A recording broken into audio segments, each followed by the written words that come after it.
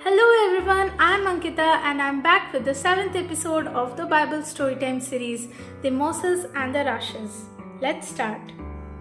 In Egypt, when the pyramids gleamed, there ruled a powerful but fearful Pharaoh who hardly trusted anyone. His greatest fear was that his kingdom would be destroyed, and he was convinced that if it was the people of Israel, descendants from Jacob and his children would be to blame.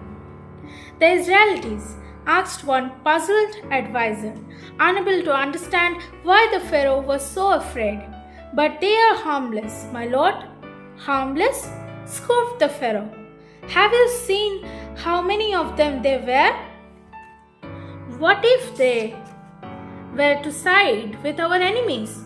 Do you think we would able to survive? They all turned against us? The court fell silent. When his advisor next spoke, it was with one voice. What would you like us to do, my lord? I want the Israelites under my control, he declared. Send my army. Have the Israelites put to work on my slaves.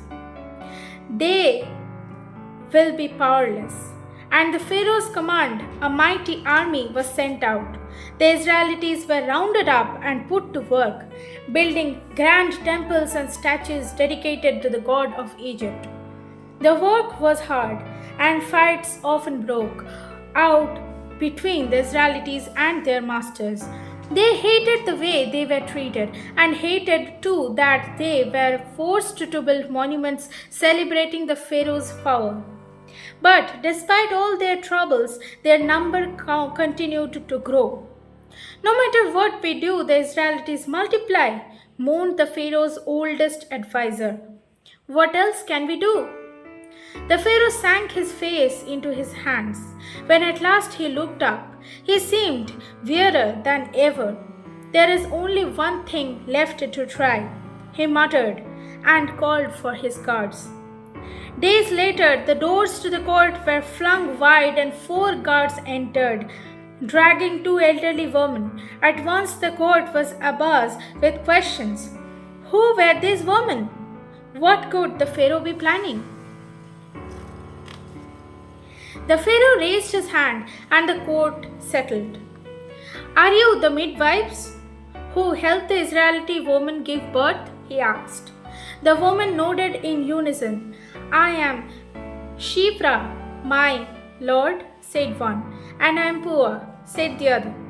Then listen carefully, Shipra and Pua, stated the Pharaoh, for I have a task that only you and those of your profession can perform. By your hand, every boy born to your people must be sacrificed, though every girl may keep her life.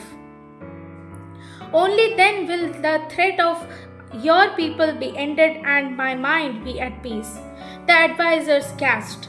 The midwives were stunned, but before they could find the words to protest, the Pharaoh had his guards send the 2 women on their way.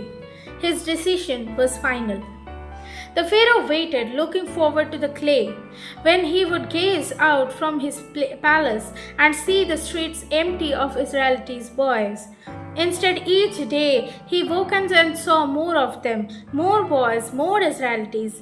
Angry and afraid, he summoned Shipra and Pua again. He could not do as you asked, my lord, admitted Shipra, kneeling before him. We arrived too late. The children are born long before we get to them. The Pharaoh was furious. He dismissed the 2 women without looking at them and gathered his advisors again around him once more. Issued a decree. Roared the Pharaoh, his voice shaking with fury. Make it known that every boy born to the Israelites is to be thrown into the river and drowned. None are to be spared. That night, a fierce crowd of Egyptians stormed through the Israelite slums, plucking babies from their mothers' arms to find any boys. One could, hearing the Pharaoh's terrible command, quickly hid their newborn son. When the Egyptian burst through their doors, they could not find him. 3 months passed when the boy kept safely in hiding, but his mother knew he would not stay safe for long. The Pharaoh's fear had continued to grow, and the Egyptians were now searching harder than ever for Israelites' boys. Early one morning, she stole away with him to the riverside, bundled up in the basket woven out of bulrushes. There she slathered the basket in slime and pitch to protect it from the water. "Farewell, my son," she said, holding back tears as she laid the bundle down in the shallows of the river. "I dearly hope whatever fate finds you is a better one that awaits you at home." She gave him one last fleeting smile, then covered the basket and fled.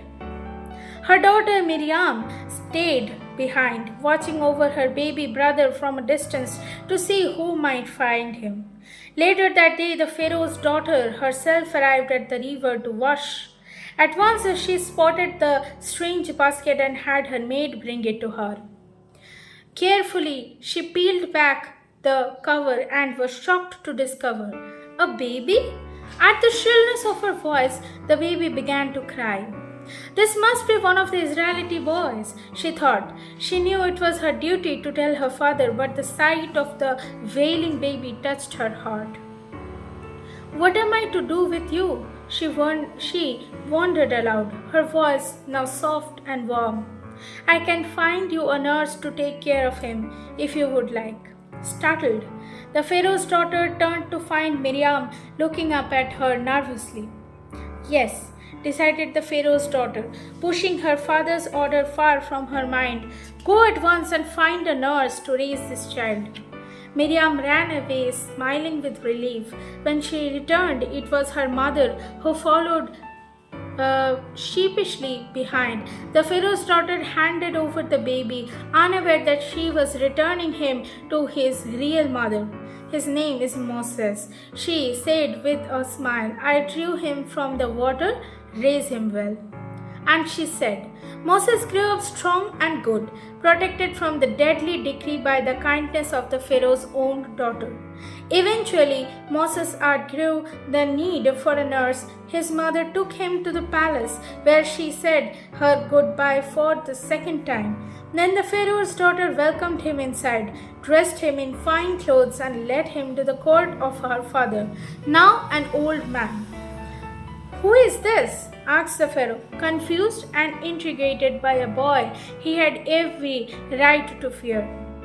"This is Moses," announced the Pharaoh's daughter, "my son, your grandson, and the newest member of our royal family." Episode 7 rests here. Stay tuned for the next episode, and thanks for watching.